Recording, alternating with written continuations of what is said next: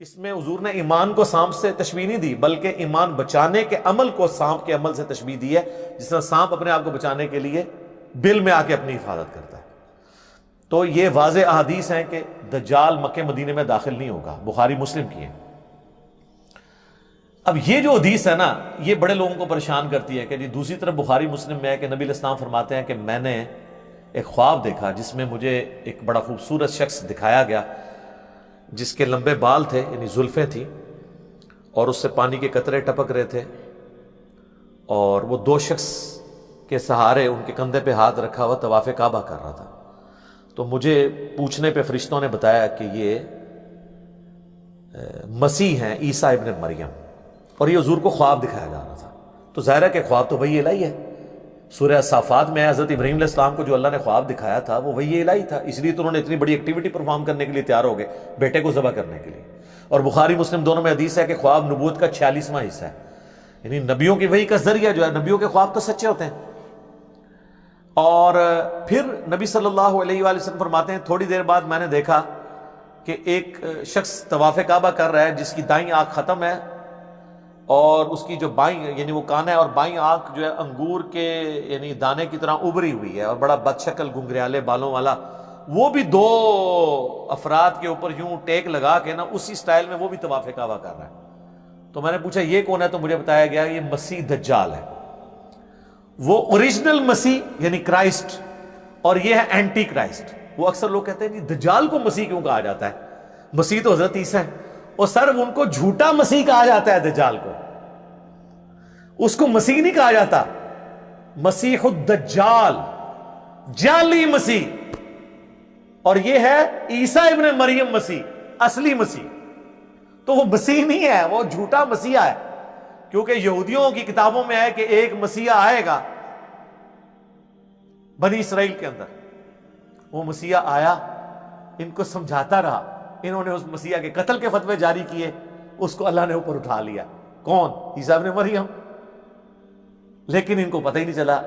اب جب وہ دجال آئے گا نا، وہ کہیں گے اچھا یہ ہے ہمارا مسیحا، تو وہ دھوکہ کھا کے اس دجال کو عیسیٰ ابن مریم کی جگہ مسیح مان لیں گے اپنا۔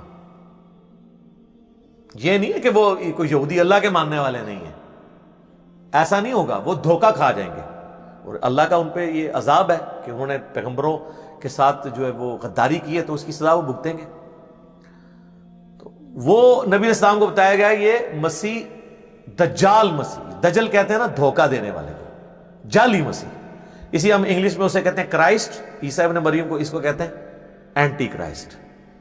لیکن یہ واقعہ خواب کا ہے، خواب کا واقعہ تشبیہ کے طور پہ ہوتا ہے، ایکچول نہیں ہوتا۔ مثلا بخاری و مسلم دونوں میں حدیث ہے، نبی علیہ السلام فرمایا میں نے خواب میں دیکھا کہ میرے ہاتھ میں 2 سونے کے کنگن ہیں، تو میں اس کی وجہ سے بڑا پریشان ہوا، پھر میں نے اس پہ پھونک ماری تو وہ غائب ہو گئے، اور اس کی تعبیر میں نے 2 جھوٹے پیغمبروں سے کی ہے جو ظاہر ہوں گے، اور وہ حضور کی زندگی میں ظاہر ہوں گے۔ وہ مسلمہ کذاب تھا، تو دوسرا اسود، یہ 2 حضور کی زندگی میں ظاہر ہو گئے۔ اب حضور نے کبھی سونے کے کنگن پہنے ہیں زندگی میں، یا اس خواب کے بعد کبھی پہنے؟ لیکن خواب میں ایسی چیز دکھائی گئی جو تشبیہ کے طور پہ تھی۔ خواب ایک ڈپارٹمنٹ ہی الگ ہے۔ صحیح بخاری میں نبی علیہ السلام نے غزوہ احد سے پہلے خواب دیکھا کہ آپ کے سامنے ایک گائے ذبح ہو رہی ہے، اور اتنا خون نکل رہا ہے اس کا۔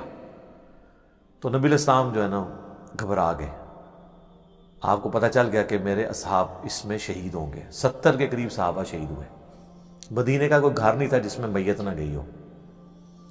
تو ایک بہت بڑا لاس تھا حضور علیہ السلام کے لیے، واضح ایک فتح شکست میں بدل گئی۔ وہ چند تیر اندازوں کی حضور علیہ السلام کی نافرمانی کرنے کے سبب بعد میں اللہ نے معاف کر دیا، سورہ ال عمران میں پوری کمنٹری آئی۔ بہرحال اس میں نبی علیہ السلام نے اس گائے کے خون کی تشبیہ اس سے کی، یعنی اس طرح کے خواب میں بعض اوقات کوئی مناظر دکھائے جاتے ہیں۔ تو دجال والا جو منظر ہے یہ خواب کا، اس سے یہ ثابت نہیں ہوتا کہ دجال طواف کعبہ کر رہا ہوگا، یہ ثابت نہیں ہوتا۔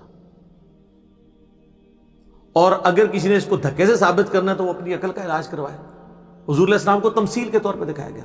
بعض نے ویسے یہ کہا کہ اس طواف سے مراد یہ ہے کہ وہ کعبے خانہ کعبے کے باہر یعنی مکے کے باہر گھوم رہا ہوگا اور کوشش کرے گا کعبے میں داخل ہونے کی، یہ بھی تعبیر ہو سکتی ہے، لیکن یہ دور کی ہے، ضرورت ہی نہیں، خواب کی چیز ہے کوئی فزیکلی۔ بعض کہتے ہیں کہ یہ دجال اس وقت طواف کر رہا ہوگا جب ہی اس کا فتنہ ظاہر نہیں ہوا ہوگا، جب فتنہ ظاہر ہوگا پھر وہ داخل نہیں ہوگا۔ یہ دور کی تعویلات ہیں۔ میرے نزدیک سب سے بیسٹ تعویل، میں نے آپ کو اتنی مثالیں دی ہیں کہ خواب میں جو منظر دکھایا جاتا ہے ایگزیکٹلی وہ منظر نہیں ہوتا، وہ ایک تمثیل ہوتی ہے۔ تو حضور علیہ السلام کو بیسیکلی پہچان کرے گی کہ یہ جھوٹا مسیح جو ہے وہ اس شکل کا ہے، سچا مسیح اس شکل کا ہے، اور دونوں کو ایک ہی اینگل میں دکھایا گیا۔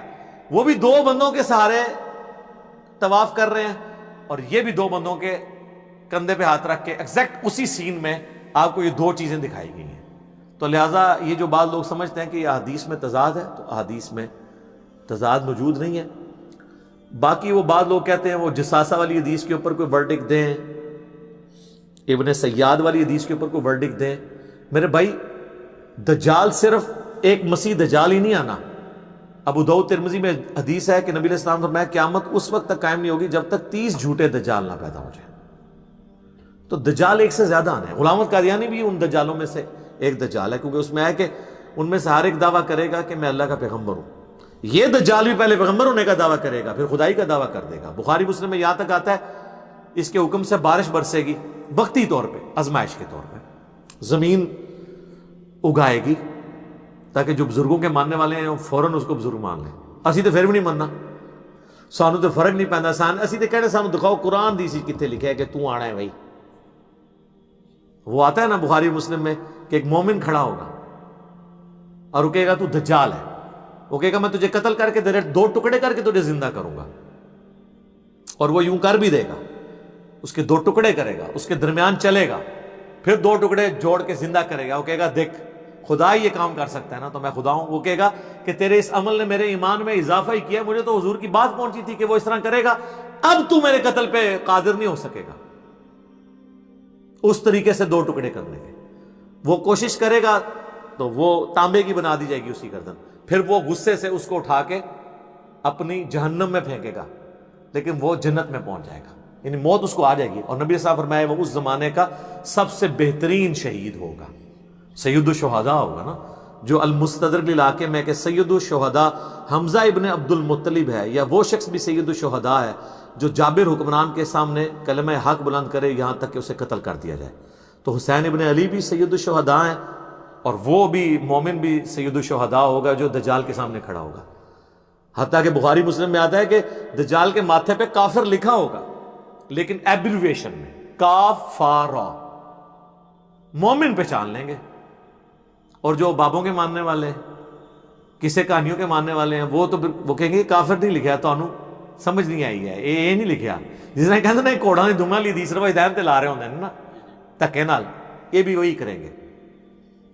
کاف سے کش پڑھ لیں، ہو سکتا ہے فا سے فیض پڑھ لیں، اور را سے روحانیت پڑھ لیں، یا روحانیت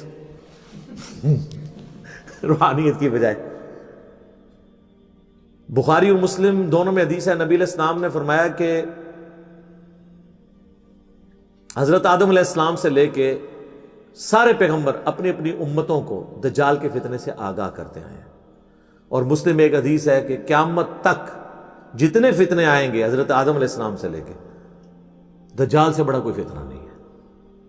ٹھیک ہے، ظاہر ہے کہ اللہ کی طرف سے ایک آزمائش ہوگا، تو اللہ تعالیٰ ہمیں محفوظ رکھے اس فتنے سے۔ اور اس کے لیے بھی صحیح مسلم میں ہے کہ نبی علیہ السلام نے فرمایا کہ جو شخص